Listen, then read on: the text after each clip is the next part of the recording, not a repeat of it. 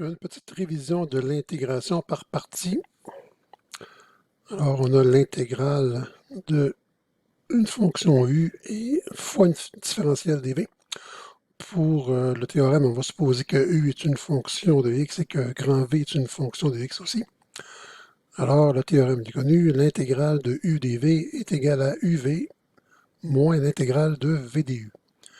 On aura donc besoin de du qui est la différentielle de u et on aura besoin de v qui est une primitive de dv.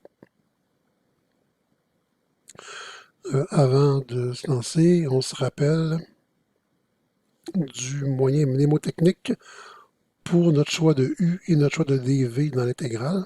Alors, le fameux LIAT.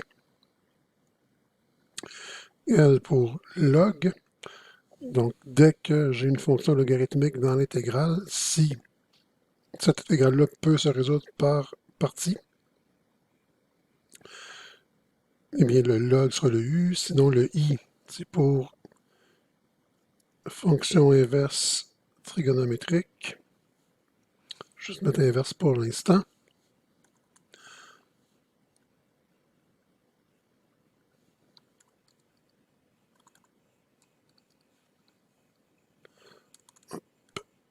Inverse. A pour arithmétique. T pour trigonométrique et E pour exponentielle.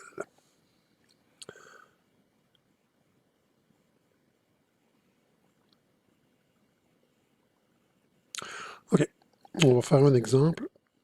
Donc, si on veut faire l'intégrale de x2 cos de 3x dx, j'ai un produit de fonctions, donc il y a bien des chances que ça puisse se résoudre par partie. Alors ici, j'ai x2 qui correspond à arithmétique, j'ai cos de 3x qui correspond à trigonométrique. Donc, vu que le a vient avant le t dans l'IAT, le choix de mon u va s'arrêter sur le x2. Donc, j'ai u égale x2 et dv égale ce qui reste dans mon intégrale, cos de 3x dx.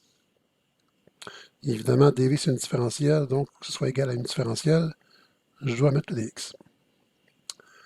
Maintenant, si u égale x2, du sera égal à quoi? Ben, je fais la différentielle de x2, qui est 2x dx, la dérivée fois l'élément différentiel. Et pour avoir v, ben, pour passer de dv à v, il a fallu que je fasse l'intégrale. Donc l'intégrale de dv, c'est v. Je laisse faire le plus c, je prends une primitive avec une constante de 0 comme constante d'intégration. Parce que je suis dans une étape intermédiaire de calcul, l'intégrale de cos de 3x, l'intégrale de cosinus de x et sinus de x. Donc l'intégrale de cos de 3x, j'ai sin de 3x. Normalement, je devrais l'intégrer par changement de variable parce que j'ai autre chose qu'une seule variable ici. Mais on se rappelle du résultat, quand j'ai une droite comme fonction intérieure, je n'ai qu'à diviser par la pente de la droite pour éviter de faire des changements de variables à tout bout de champ. Donc, divisé par 3. L'intégrale de cos de 3x, sin de 3x sur 3. Quand on dérive, on multiplie par la dérivée de la fonction intérieure. Quand j'intègre une fonction pour laquelle la variable était remplacée par une droite, comme si le u est remplacé par 3x, je divise par la pente de ma droite. Ou en fait, la dérivée de ma droite. OK, rendu ici. Ça veut dire que notre intégrale va devenir l'intégrale de x2 cos de 3x dx. Je pourrais l'appeler i pour pas avoir à la répéter. Donc, si je peux dire que grand I égale, alors uv x2 fois sin de 3x sur 3. Je peux l'écrire x2 sur 3 fois sin de 3x moins l'intégrale de v du. Donc, je laisse un espace. Je mets mon symbole d'intégrale. Je me dis, quand je fais v fois du, est-ce qu'il va y avoir une constante multiplicative qui va apparaître? Oui, il va y avoir 2 tiers. Puisque c'est une constante multiplicative, je peux la mettre devant l'intégrale. Donc ici, 2 tiers. Qu'est-ce qui va me rester dans l'intégrale? X sin de 3x dx. X sin de 3x dx. Oups. OK.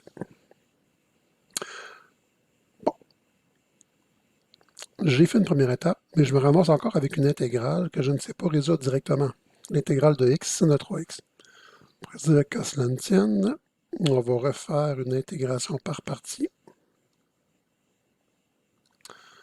Donc, on va poser ici u égale x pour les mêmes raisons que tantôt. dv égale sin de 3x dx.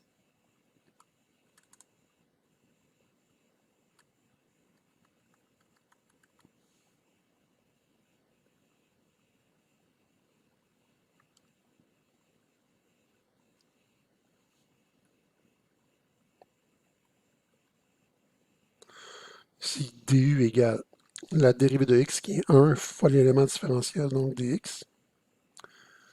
Et v égale l'intégrale de sinus de u, c'est moins cosinus de u, donc moins cos de 3x, divisé par 3 pour les mêmes raisons que tout à l'heure. Donc notre intégrale que l'on cherche, i. L'intégrale de la part va être égale à la première partie qu'on obtenait avant l'intégrale, donc x2 sur 3 sin de 3x moins 2 tiers fois. Ici, pour l'intégrale, je rapplique le théorème de l'intégration par partie. Donc, UV, x fois moins cos de 3x sur 3. Je vais donc avoir moins x sur 3 fois cos de 3x moins, je laisse un espace, l'intégrale de. Quand je fais v du, v fois du, j'ai un moins 1 tiers comme constante multiplicative. Je peux donc le mettre devant.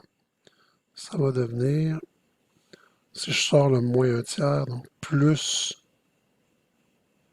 1 tiers fois l'intégrale de cos de 3x dx.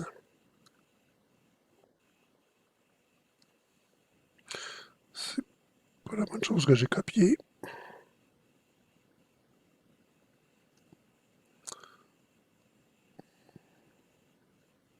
Voilà, de cos de 3x dx. Puis maintenant, il ne reste qu'à simplifier les choses. Donc, x2 sur 3, sin de 3x.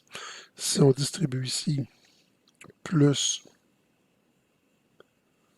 2x sur 9 fois cos de 3x.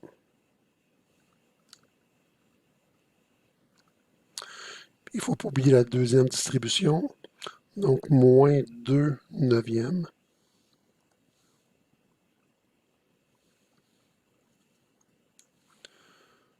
fois l'intégrale de cos de 3x dx, mais ça je peux le faire.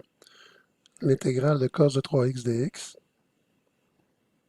on l'avait d'ailleurs fait ici, c'est sin de 3x sur 3.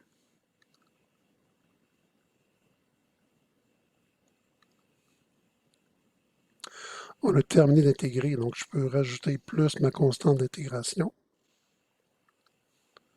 puisque j'ai une intégrale égale sa primitive, ou une de ses primitives, plus c pour avoir l'ensemble des primitives. Il ne me reste qu'à simplifier le dernier morceau ici. Donc mon moins 2 neuvième sin de 3x sur 3, je pourrais écrire moins 2 27e sin de 3x.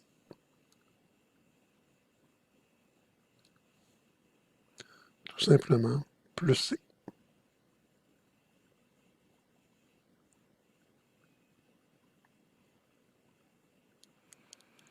Ça complète la révision pour l'intégration par partie.